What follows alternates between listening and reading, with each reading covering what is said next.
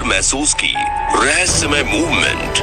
Data मिलते ही वैज्ञानिक तुरंत आए हरकत में। क्या ये मूवमेंट चांद पर किसी और की मौजूदगी का इशारा है या फिर इसके पीछे छुपा है कोई गहरा राज? सवाल बहुत सारे हैं और इन सभी सवालों का जवाब देने के लिए हम वीडियो लेकर आए हैं। विक्रम लैंडर ने चांद पर ऐसा क्या महसूस किया जिससे वैज्ञानिकों के भी पसीने छूट गए?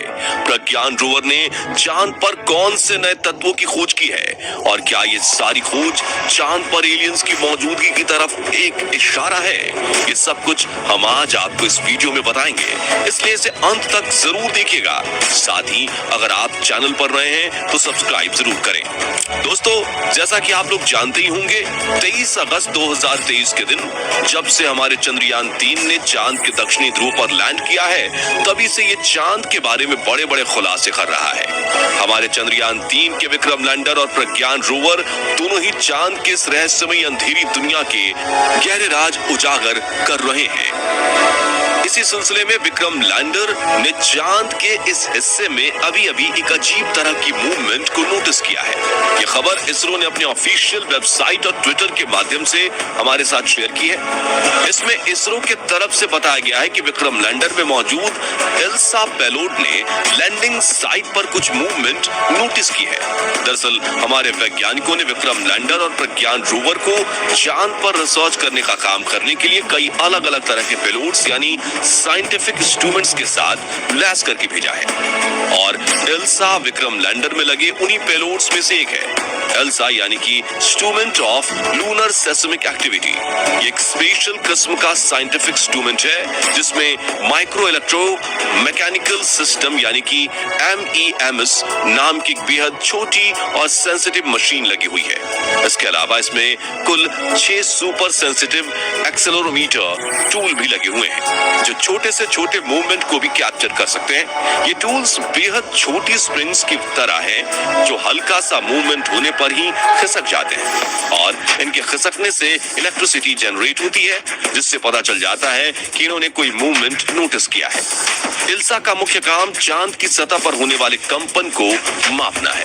ये चांद पर आने वाले भूकंप से लेकर छोटे छोटे पार्टिकल्स के चांद पर गिरने तक की हर एक चीज को डिटेक्ट कर सकता है और ऐसा ही एक मूवमेंट अभी हाल ही में इसने डिटेक्ट किया है। हालांकि एक बहुत ही माइनर सा मूवमेंट था लेकिन इसने वैज्ञानिकों का ध्यान अपनी तरफ जरूर खींचा है। कुछ लोग इसको एलियंस से जोड़ रहे हैं लेकिन इसरो का कहना है कि वो अभी इस मूवमेंट की जांच कर रहा है, इसलिए इसे लेकर निश्चित तौर पर अभी कुछ नहीं कहा जा सकता है। वैसे दोस्तों, आपको क्या लगता है इल्सा ने जो मूवमेंट नोटिस की है उसका संबंध किस चीज से हो सकता है? कमेंट करके जवाब जरूर दें। वैसे इल्सा अकेला ऐसा पेलोड नहीं है जिसने चांद पर इस तरह की कोई रहस्यमय खोज की है।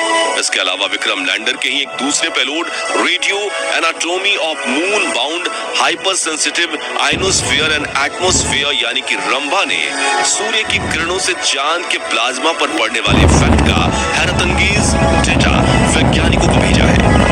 सबसे पहले तो आपको बता दें कि चांद के प्लाज्मा का मतलब उस पतली विद्युत आवेशित गैस की लेयर से है जो चांद के चारों तरफ रहती है। दरअसल रंभा में लैंगम्यूर प्रोब नाम का एक टूल है जो इस प्लाज्मा को समझने में मदद करता है। दिखने में ये एक लंबी छड़ी के किनारे पर लगी हुई बॉल के जैसा है। जब विक्रम लैंडर ने चांद के इस हिस्से में लैंड किया तो रंभा ने उसी समय अपना काम शुरू कर दिया था।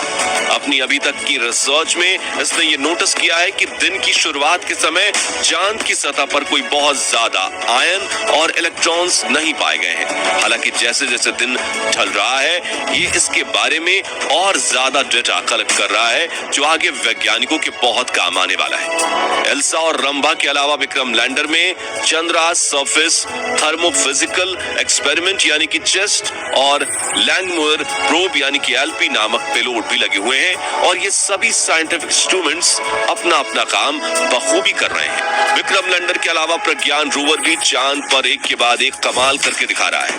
आपको बता दें कि इसे हमारे वैज्ञानिकों ने अल्फा पार्टिकल एक्स-रे स्पेक्ट्रोमीटर यानी एपी एक्सिस और लेजर इंड्यूस्ड ब्रेकडाउन स्पेक्ट्रोस्कोप यानी कि लिब्स नाम के दो हाईटेक पेलोड से लैस करके भेजा है। इन दोनों ही पेलोड्स का काम चांद की इस एरिया की मिट्टी, पत्थर और चट्टानों वगैरह के बारे में ये पता लगाना है कि ये किन किन तत्वों से मिलकर बने हैं, साथ ही इनके और चांद के दूसरे हिस्सों में पाए जाने वाले मिट्टी और पत्थरों के बीच अंतर क्या है।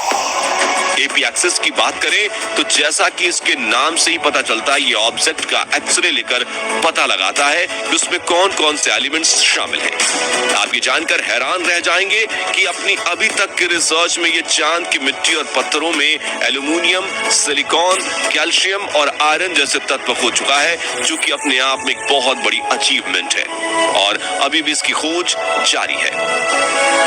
अब प्रज्ञान रोवर के दूसरे पेलोड लिब्स की बात करें तो ये एक लेजर फायर करने वाला उपकरण है। इसका काम चांद पर मौजूद अलग अलग ऑब्जेक्ट्स जैसे मिट्टी और पत्थर वगैरह पर बहुत हाई पावर की लेजर फायर करना है। जब लेजर की वजह से वो ऑब्जेक्ट गर्म होकर चमकने लगते हैं तो उसकी इसी चमक का विश्लेषण करके ये पता लगाया जाता है कि उनमें कौन कौन से तत्व शामिल हैं। आपको बता दें कि इसी तरह के विश्लेषण करते हुए लिब्स चांद के इस हिस्से में सल्फर की खोज कर चुका है और क्योंकि इससे पहले दुनिया के किसी देश ने चांद पर सल्फर को नहीं खोजा था, इसलिए ये अपने आप में एक बहुत बड़ी खोज है। इसी के साथ साथ भारत अब सिर्फ चांद पर पानी ही नहीं बल्कि सल्फर खोजने वाला दुनिया का पहला देश बन गया है। इसके अलावा लिब्स की मदद से चांद पर मैग्नीज, क्रोमियम और टाइटेनियम जैसे तत्व भी खोजे जा चुके हैं। यहाँ तक कि ये चांद पर ऑक्सीजन के मौजूद होने को भी साबित कर चुका है और अभी फिलहाल ये हाइड्रोजन ढूंढने का काम कर रहा है। दोस्तों, अगर प्रज्ञान रोवर सच में चांद पर हाइड्रोजन खोज लेता है तो इससे वहां पानी मिलने के चांसेस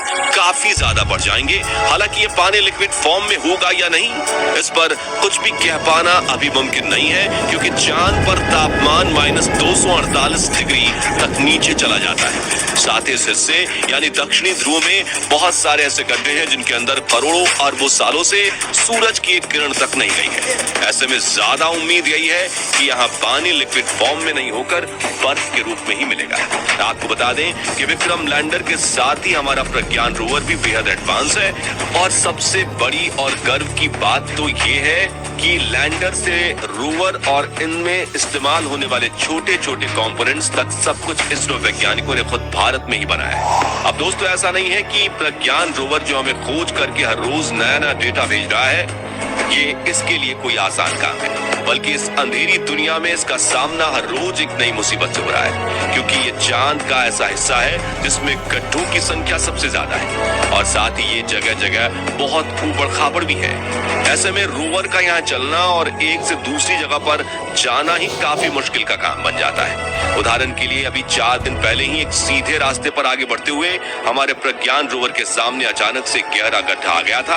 अगर प्रज्ञान इस गड्ढे में गिर जाता तो फिर ये कभी इससे बाहर नहीं निकल पाता, लेकिन समय रहते ही अपने कैमरे की मदद से इसने गड्ढे को देख लिया और तुरंत रुक गया। इसके बाद इसने गड्ढे की तस्वीर पृथ्वी पर इसरो वैज्ञानिकों को भेजी, जिसे आप इस समय अपनी स्क्रीन पर देख रहे हैं और वैज्ञानिकों ने तुरंत एक्शन लेते हुए इस पर एक नए कमांड को सेट किया, जिससे रोवर ने अपनी दिशा बदल दी। इससे भी प्रज्ञान रोवर का सामना एक गड्ढे से हुआ था, पर वो कुछ खास गहरा नहीं था, इसलिए उसे पार करने में कोई परेशानी नहीं थी। दोस्तों, यह मिशन बहुत ही जल्दी पूरा होने वाला है और हम इस चीज को लेकर बहुत ज्यादा उत्साहित हैं कि चंद्रयान चांद के बारे में और क्या क्या नए खुलासे करेगा। वैसे आपको क्या लगता है, चंद्रयान 3 चांद पर जीवन की खोज कर पाएगा या नहीं? कमेंट बॉक्स में अपना जवाब जरूर दीजिएगा। बाकी हमारी आज की वीडियो में बस इतना ही।